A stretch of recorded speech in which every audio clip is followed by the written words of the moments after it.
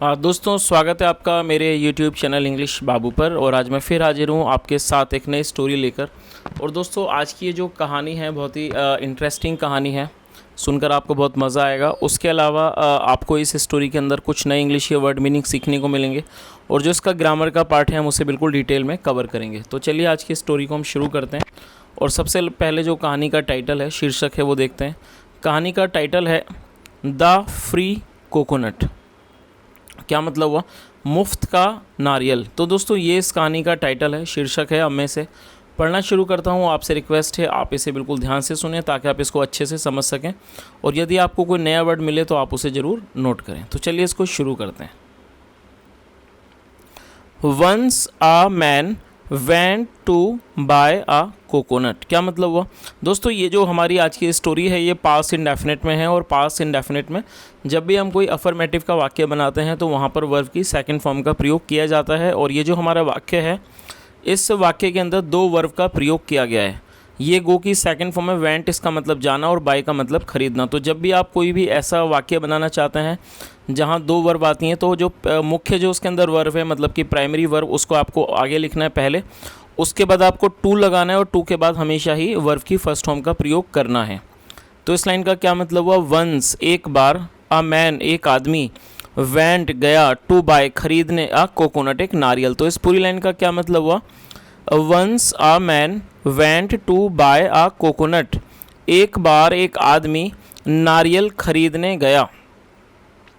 The coconut seller asked for 10 rupees. दोस्तों, ये जो वर्ड है आस्क, आस्क का मतलब पूछना होता है, और यदि आस्क के साथ फॉर जुड़ जाए तो ये एक फ्रेजल वर्ब बन जाता है, और आस्क फॉर का मतलब होता है मांगना। तो क्या मतलब हुआ?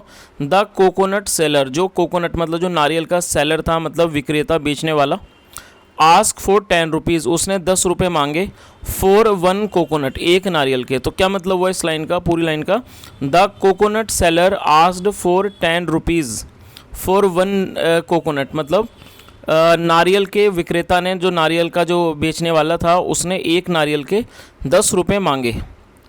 द मैन सैड, आदमी ने कहा, I will pay you 5 rupees, मैं आपको 5 रुपये दूंगा। पे करने का मतलब होता है देना या फिर अदा करना। तो क्या मतलब हुआ?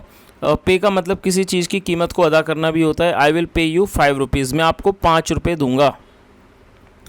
If you want a coconut, क्या मतलब हुआ? वॉन्ट का मतलब होता है चाहना। तो इस लाइन का क्या मतलब हुआ? If you want a coconut, यदि आपको एक मतलब नारियल चाहिए फॉर 5 रुपीज़, 5 रुपये में, then go 2 miles away, 2 kilometre दूर जाओ, to the wholesale market. Wholesale market का मतलब होता है थोक बाज़ार, थोक बाज़ार जाओ। तो इस पूरी लाइन का क्या मतलब हुआ? If you want a coconut for 5 rupees, यदि आपको 5 रुपये में नारियल चाहिए, देन गो 2 माइल्स अवे, फिर 2 किलोमीटर दूर जाओ, टू द होलसेल मार्केट, मतलब थोक बाज़ार में। सेड द कोकोनट सेलर, जो कोकोनट का विक्रेता था, मतलब जो नारियल का सेलर था, विक्रेता था, उसने कहा। चलिए आगे देखिए। द मैन वॉकड 2 माइल्स, जो आदमी था वो चला। वॉक का मतलब होता है चलना, और ये वॉक की सेकंड फॉर्म है वॉकड 2 माइल्स। जो आदमी था वो 2 किलोमीटर पैदल चला। To the wholesale market, to the wholesale market मतलब कि थोक बाज़ार। तो क्या मतलब हुआ कि the man walked 2 miles to the wholesale market, मतलब आदमी 2 किलोमीटर पैदल चला होलसेल मार्केट के लिए, थोक बाज़ार के लिए। देयर ही सैड, वहाँ उसने कहा, टू द कोकोनट सेलर, मतलब कि नारियल बेचने वाले से, आई विल पे ₹3, मैं 3 रुपये दूंगा, फॉर दिस कोकोनट, इस नारियल के। तो क्या मतलब हुआ कि मैं आपको इस नारियल के 3 रुपये दूंगा। चलिए आगे देखिए, आगे क्या होता है। द कोकोनट सेलर सेट, जो कोकोनट का सेलर था, जो नारियल का विक्रेता था, उसने कहा, गो 3 माइल्स टू द सी शोर, 3 मतलब कि 3 किलोमीटर जाओ, टू द सी शोर। सी शोर का मतलब होता है समुद्र, समुद्र का किनारा, मतलब कि 3 किलोमीटर जाओ, 3 किलोमीटर जाओ समुद्र के किनारे पर। एंड और there you will get a coconut, वहाँ तुम्हें एक नारियल मिलेगा फॉर 3 रुपीज़, 3 रुपये में। तो इस पूरी लाइन का क्या मतलब हुआ? उसने क्या बोला कि गो 3 माइल्स टू द सी शोर, मतलब कि 3 किलोमीटर चले जाओ समुद्र के किनारे पर। एंड देयर, और वहाँ पर, you will get a coconut for 3 rupees, आपको एक नारियल मिलेगा 3 रुपये में। चलिए आगे देखिए। The man walked to the sea shore, जो आदमी था वो पैदल चलकर गया समुद्र के किनारे पर। देयर ही सैड, वहाँ उसने कहा, आई विल पे ₹1, मैं 1 रुपया दूंगा, फॉर अ कोकोनट, एक नारियल का। चलिए आगे देखिए, 1 रुपी, तो उसने क्या कहा कि मैं 1 रुपया दूंगा नारियल का। 1 रुपी, 1 रुपया, नो थैंक, नहीं धन्यवाद, नो थैंक यू मतलब आपका धन्यवाद। आई विल नॉट, मतलब कि आई विल नॉट मतलब हुआ कि मैं नहीं लूँगा। इफ़ यू क्लाइंब, क्लाइंब का मतलब क्या होता है, चढ़ना। इफ़ यू क्लाइंब, अगर आप चढ़ते हो, द कोकोनट ट्री, मतलब इस नारियल के पेड़ पर, you will get it for free, आपको ये फ्री मिल जाएगा। तो इस पूरी लाइन का क्या मतलब हुआ कि उसने क्या कहा कि मैं इस नारियल का 1 रुपया दूंगा, I will pay you, I will pay ₹1 for a coconut, और उसने क्या जवाब दिया, 1 रुपया, नहीं आपका धन्यवाद।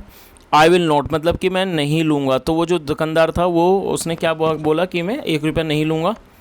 If you climb the coconut tree, यदि आप इस कोकोनट ट्री पर मतलब नारियल के पेड़ पर चढ़ जाते हो, क्लाइंब का मतलब होता है चढ़ना, CLIMB, तो क्या होगा, you will get it for free, ये आपको मुफ्त में, मतलब कि फ्री मिल जाएगा, मुफ्त में आपको मिल जाएगा। चलिए आगे देखिए, आगे क्या होता है। The man climbed up, climb का मतलब होता है चढ़ना, तो क्या मतलब वो, और ये सेकंड फॉर्म है, द मैन क्लाइम्ड अप, जो आदमी था वो ऊपर चढ़ गया, क्लाइम्ड अप द ट्री, और जो आदमी था पेड़ के ऊपर चढ़ गया। बट लेकिन ही स्लिप्ड, स्लिप का मतलब होता है फिसल जाना, ही स्लिप्ड, वो फिसल गया, and fell on the ground. दोस्तों ये जो वर्ड है FELL, ये फॉल की सेकंड फॉर्म है, जो इसकी फर्स्ट फॉर्म है वो है फॉल, FALL, फॉल, फॉल का मतलब होता है गिरना।